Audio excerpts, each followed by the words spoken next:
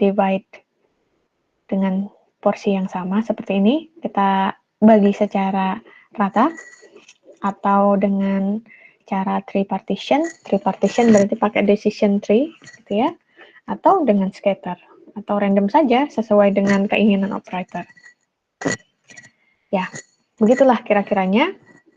Dan kalau mau mencoba, yang gampang MATLAB, saya nggak tahu Python ya, karena belum coba, belum main banyak gitu di sana. Yang jelas, fuzzy ini adalah algoritma yang lama, tapi sampai sekarang masih digunakan, karena dia mudah gitu, mudah diaplikasikan. Untuk sistem random tertentu pun gampang sekali. Dan modelnya cuma apa? Cuma if else kan, cuma if then. Berarti modelnya cuma Arduino sebenarnya, cuma satu mikroprosesor kecil itu bisa sangat membantu efektivitas sistem ini di real operation-nya. Gitu, teman-teman.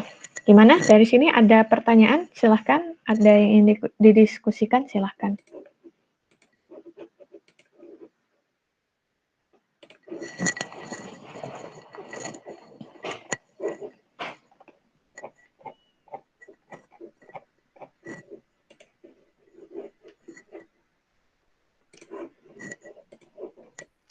Aduh, kaget.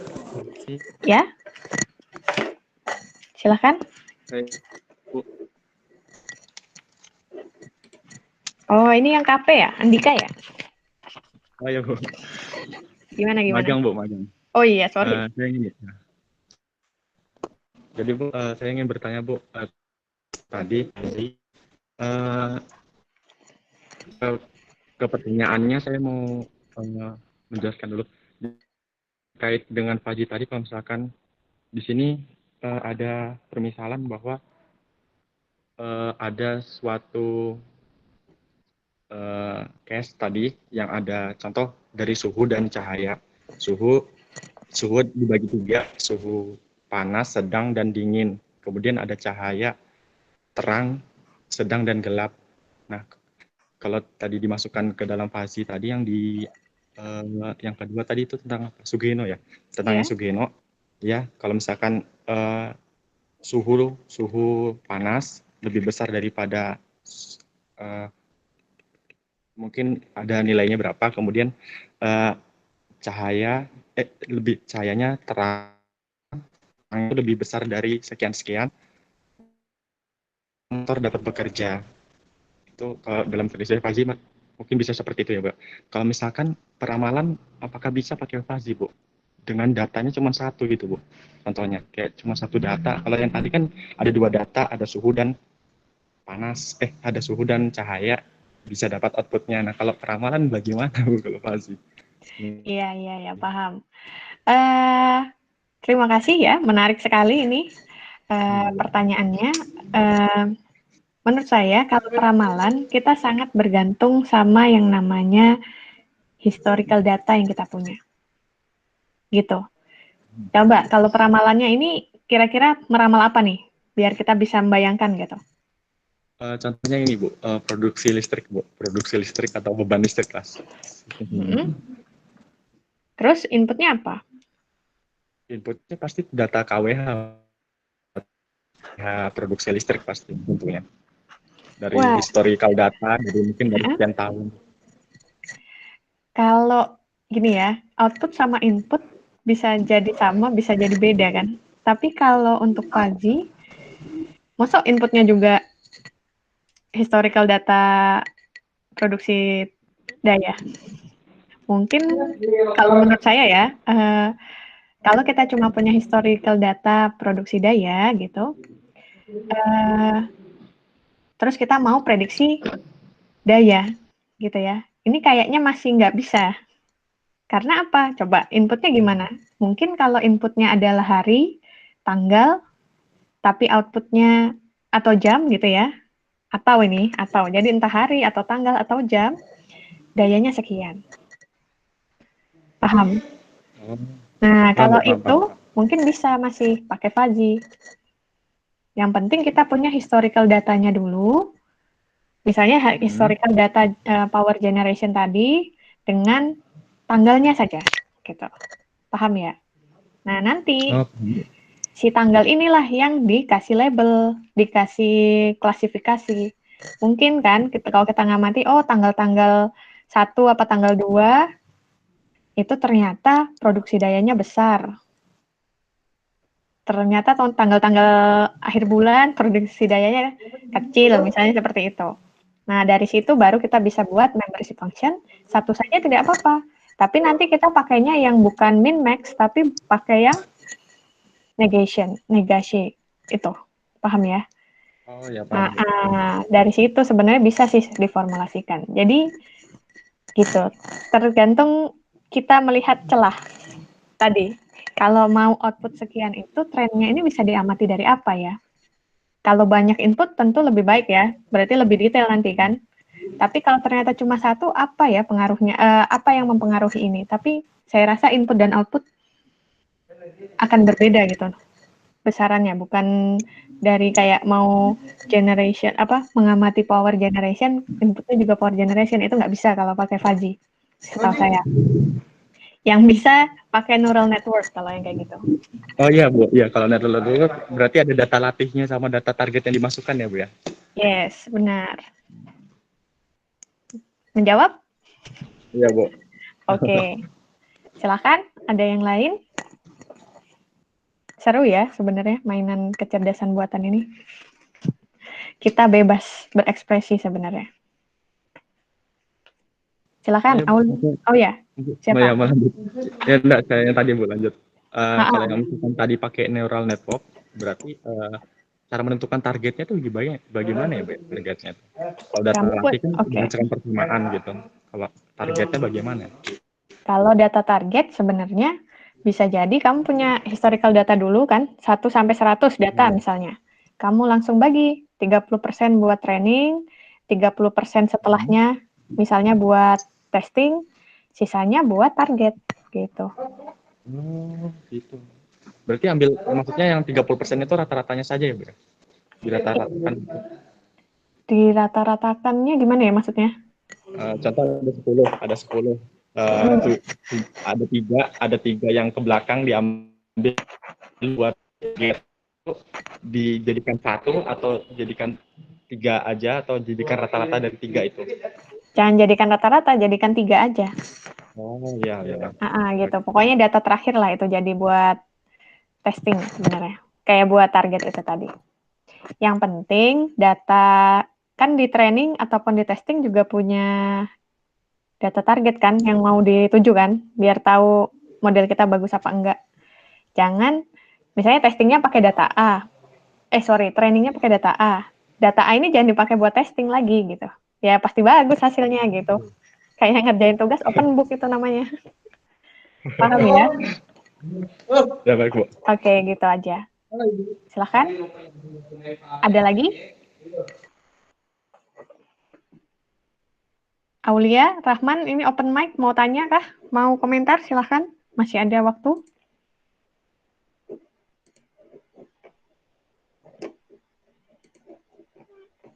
Atau hanya terbuka saja dia, lupa mematikan mic. Silahkan. Siapa lagi yang mau tanya? Oh ya, saya mau komentar dulu ya. Teman-teman sangat bersemangat sekali mengerjakan tugas besarnya dan saya rasa sudah mulai punya bayangan lah ya buat menyelesaikan tugas besarnya. Silahkan kalau mau bertanya terkait itu, mungkin kalau nggak ngomongin tentang Faji juga silahkan.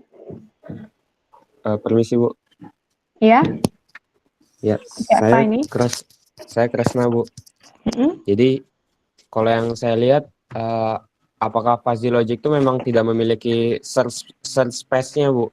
Karena kondisinya dia cuma if else saja, Bu. Iya, bisa jadi itu gimana ya? Oh, jadi menurutmu, menurut Kresna, Fuzzy Logic ini nggak punya search space kah? Gitu kah? Iya, Bu. Karena kalau yang saya lihat, ini saya bertanya ya, Bu. Oh iya, Karena iya. yang saya lihat itu tidak seperti PSO, GA. Itu dia kan ada nilai randomnya, Bu. Kalau di Fuzzy ini, apakah memang tidak ada, Bu? Itu, Bu. Baik, terima kasih untuk pertanyaannya. Kalau ditanya ada atau tidaknya, itu ada, tapi tidak secara eksplisit kita inisialisasikan. karena kita nggak pakai inisialisasi yang kayak GAPSO kan, kita tulis limitnya berapa gitu. Tapi sebenarnya itu bisa di search space-nya itu kalau kita lihat ada di membership function. Kalau kita lihat membership function, kan ada X-nya itu antara 0 sampai nilai real value berapa ya?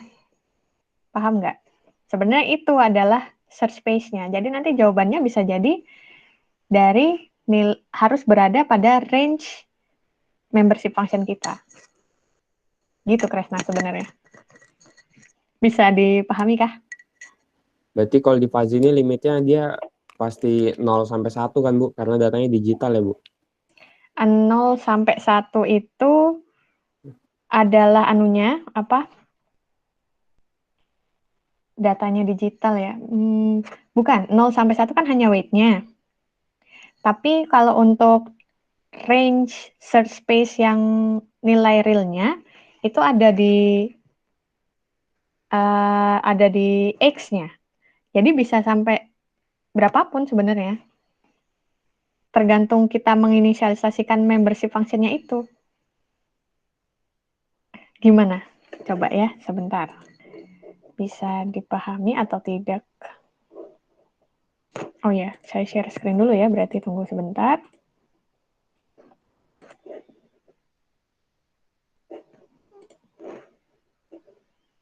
Ini bisa terlihat ya, teman-teman.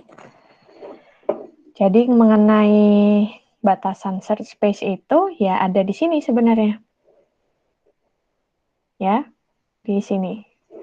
Jadi nanti outputnya apa? Kalau ternyata dari membership function ini kita ingin lihat nilai outputnya adalah tinggi badan, ya nanti jawabannya itu akan berada pada range 0 sampai berapa nilai maksimumnya. Kita pasang di sini. Gitu. Cuma memang nilai-nilainya itu nanti outputnya bisa jadi sesuai kondisi kita ya. Kita maunya outputnya adalah kembali ke nilai-nilai angka begini, atau kondisi yang nilai angka disertai dengan labelnya. Bahwa nanti misalnya ternyata jawabannya adalah 8, gitu ya, 8. 8 itu nanti akan keluar labelnya juga, bahwa dia kondisi orang ini ternyata very tall. Jadi search space-nya tergantung ini, dan mungkin gini ya, stresnya adalah kalau di GA, di PSO, ataupun algoritma yang swarm itu, kita punya nilai maksimum. Kalau di fuzzy, tidak ada nilai maksimum kan, karena ini bisa jadi yang di atas 7 atau di atas nilai ini, ya dia very tall gitu. Jadi tidak ada nilai maksimum dan minimum, tapi lebih kepada stres klasifikasinya di tengah-tengah sini. Gitu kali ya pendekatannya. Mungkin apa yang disampaikan Kresna juga benar. Berarti nggak ada anunya dong, Bu. Search space-nya. Gitu. Gimana, Kresna? Ada tanggapan? Iya Bu, sudah jelas Bu. Terima kasih Bu. Oke, terima kasih. Silakan. Rifai ya? Mau tanya kah? Oh, tadi Aulia ternyata tidak. Oke, ternyata pertanyaannya serupa. Kira-kira Oh, apakah Rifki. bisa saya bertanya? Ya, Rifki gimana? Ya, saya ingin bertanya, berarti berdasarkan yang saya lihat tuh fuzzy itu adalah sistem algoritma untuk klasifikasi ya lebih tepatnya ya Bu, dibandingkan kayak mencari nilai angka sebenarnya. Berarti semua pengeluarannya dia hanya pendekatan-pendekatan seperti itu ya Bu? Iya, benar. Benar sekali. Jadi memang fuzzy itu kebanyakan dipakai buat klasifikasi. Jadi makanya nanti kalau kalian lihat ya, fuzzy logic itu nggak berdiri sendiri. Dia bisa jadi fuzzy C-means, fuzzy K-means, yang arahnya ke clustering sebenarnya. Gitu. Jadi memang ini approximation approach. Ya, silakan Rifki. Sama ini juga Bu, saya ingin bertanya Bu, jadi kira-kira Bu, kalau misalnya dalam sistem pengendalian, kalau kita bermain game dan lain-lain kan tentunya fuzzy ini kan cocok Bu, di mana untuk mencari ini. Tapi kalau menggunakan algoritma lainnya Bu, seperti PSO dan GA itu kan mereka semua langsung menunjukkan nilainya segini, sementara fuzzy kan menunjukkan nilai perkiraan sepertinya ini yang mendekati nilai very tall gitu, misalnya gitu. Nah, menurut Ibu Bu, kira-kira bagusnya kalau dalam sistem pengendalian yang khususnya menggunakan GAN gitu? Apakah bagus menggunakan fuzzy atau pakai fuzzy campur neural network atau hanya PSO dan GA bisa gitu? Nah, semua itu bisa menjadi apa ya? Karena kalau di pengendalian itu yang penting sebenarnya closed loop-nya itu. Paham ya? Karena kita kayak mungkin yang kita hitung sekarang memang cocok kondisi sekarang, tapi untuk kondisi next-nya belum tentu itu jawaban yang benar kan? Sehingga harus di-tuning ulang, tuning ulang, tuning ulang, tergantung dengan feedback yang kita dapatkan.